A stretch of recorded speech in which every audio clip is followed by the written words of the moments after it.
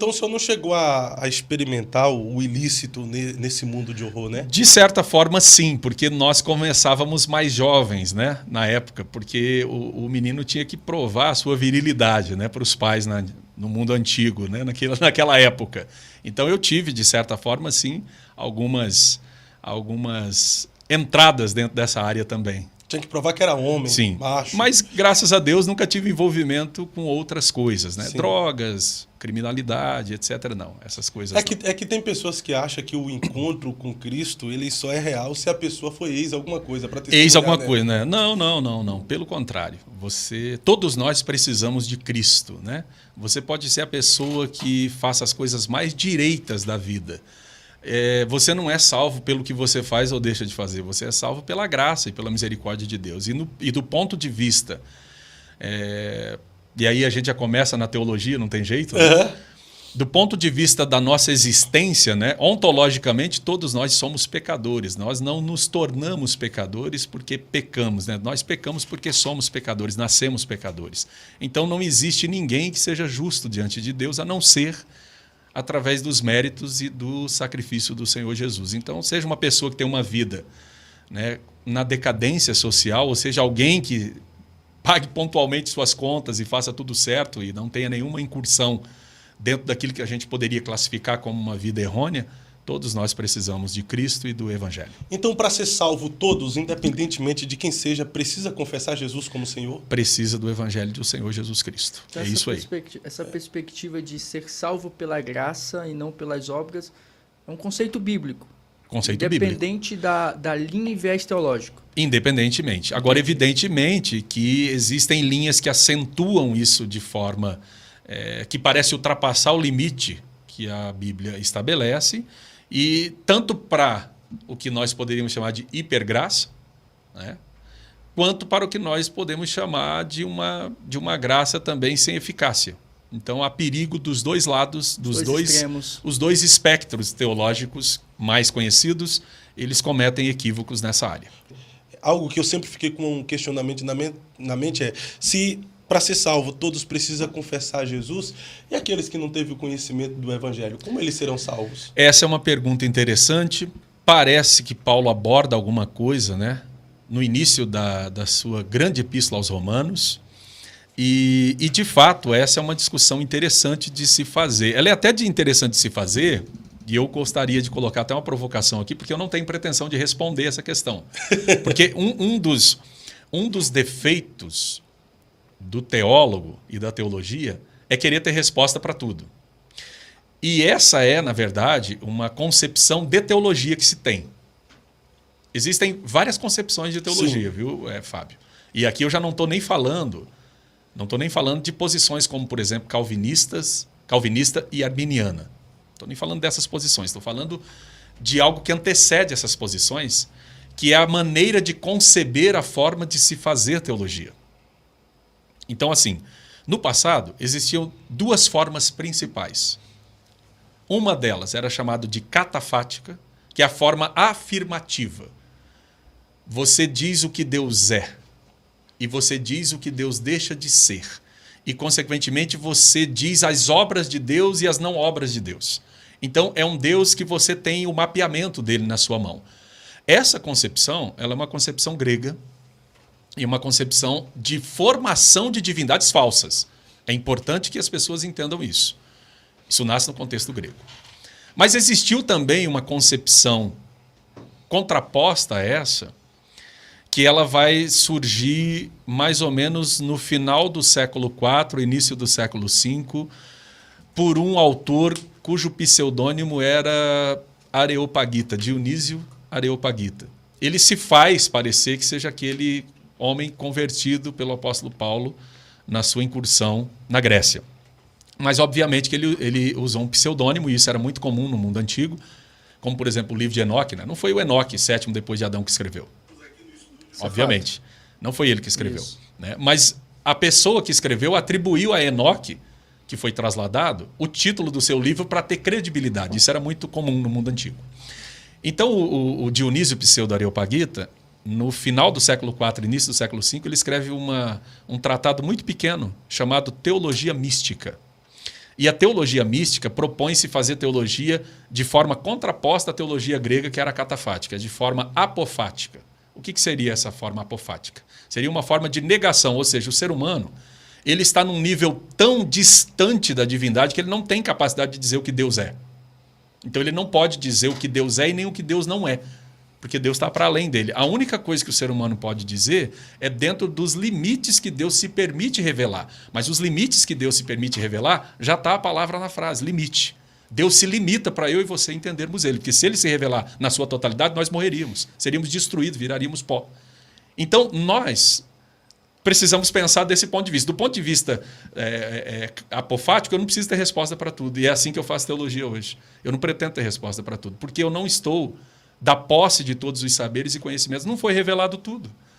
A Bíblia não fala sobre tudo. Tem gente que diz assim, mas não tem dinossauro, não pode ter dinossauro porque a Bíblia não fala. Mas a Bíblia não fala de mico-leão da cara dourada também. Verdade. Então ele não existe porque a Bíblia não fala. Então o pessoal pensa que a Bíblia é um livro de almanaque geral de falar de tudo. Ela não tem a proposta de falar de tudo. É simplesmente absurda. Então, assim, eu não diria para você que eu tenho resposta para essa colocação que você está fazendo e agora eu lanço a provocação. Sim. Se todos, para ser salvo, precisam ouvir falar de Jesus, por que para ser perdido você não precisa ouvir falar de Adão? Você não precisa nem saber que Adão existiu. Mas você está marcado pelo pecado original conforme a doutrina de Agostinho, que é a doutrina que define a nossa visão de pecado original e de queda. Então o cara nunca ouviu falar de que Adão existe, mas ele está marcado pelo pecado de Adão. Ah, entendi. Independentemente dele ter ouvido falar em Adão ou não. Ele precisa crer em Adão, na história de Adão, para que ele está caído. Isso. Mas para Jesus ele precisa crer em Jesus para ele poder estar salvo. Para estar salvo. O calvinismo, nessa parte, resolve mais fácil que nós, porque a pessoa né? nasce salva. Ela é eleita antes de existir. Eles resolvem fácil, mas... resolve fácil. Conflitos, né? Entendeu? Eles resolvem isso fácil, né? E esse conflito é resolvido de forma mais fácil do que o arminiano, que somos nós. Nós somos de uma linha mais arminiana. Resolve Entendeu? mais fácil, mas não se caracteriza como verdade, né? Não se trata de verdade absoluta. Entendeu ou não? Uhum. Então, resolve... Porque o que se resolve? Resolve no plano teórico. A pergunta é, resolve no plano existencial real? Na realidade, resolve? Essa que é a pergunta. Entendeu? E, na realidade, nós não conseguimos resolver uma série de coisas. Por quê? Porque a gente não chegou no fim da história. Nós estamos no meio da história. O fim da história é quando o Senhor Jesus Cristo voltar.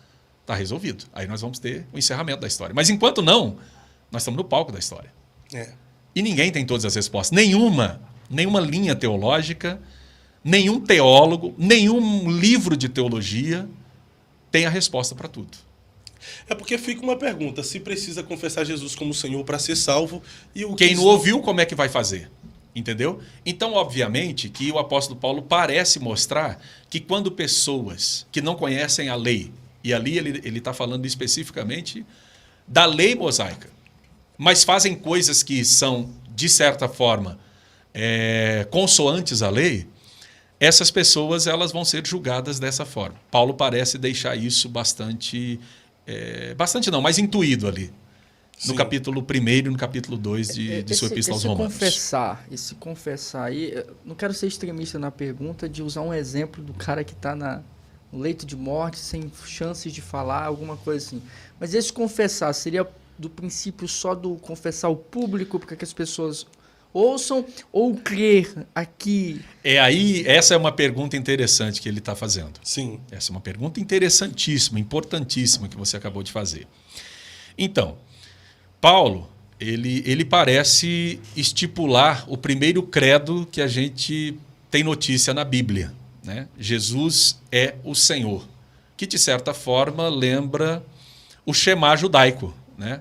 Lá de Deuteronômio, capítulo de número 4, se não me foge a memória. Ou capítulo 6. Ouve, ó Israel, o Senhor é o único Deus. E aí existe uma coisa, ali tem o Shema, mas Israel pronunciava o Shema, mas não entendia o Shema de fato.